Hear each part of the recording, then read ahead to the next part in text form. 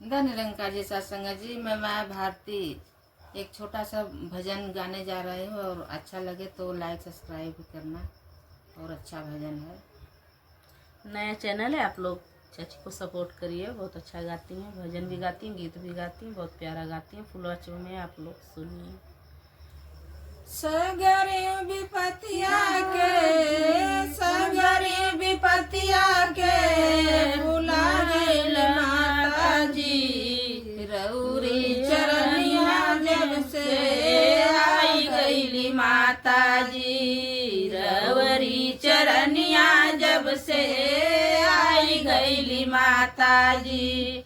सुख जवन मिले नाही सारा संसार में, सुख जवन मिले नाही सारा संसार में, सब सुख मिले सत गुरु दरबार में, सब सुख मिले सत गुरु दरबार में।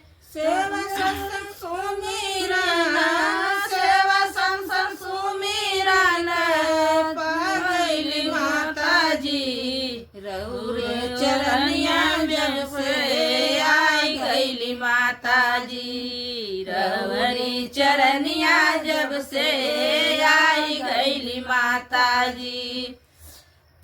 अमृत की धार बहे सतगुरु चरनिया में, अमृत के धार बहे सतगुरु चरण में, जीव फिर पासे नहीं जन्म मरण में, जीव फिर पासे नहीं जीवन मरण में। ऐसी संजीवन बूटी, ऐसी संजीवन बूटी पाई गइली माता जी, रउरे चरनिया जब से आई गइली माता जी, रउरी चरनिया जब से आई गइली माता जी।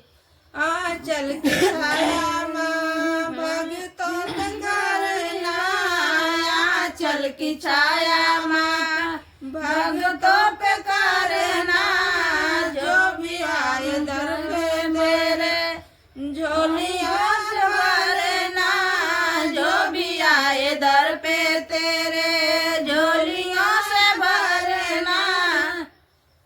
माया संगीत के, माया संगीत के गा गइली माता जी, रउरे चरनिया जब से आई गइली माता जी।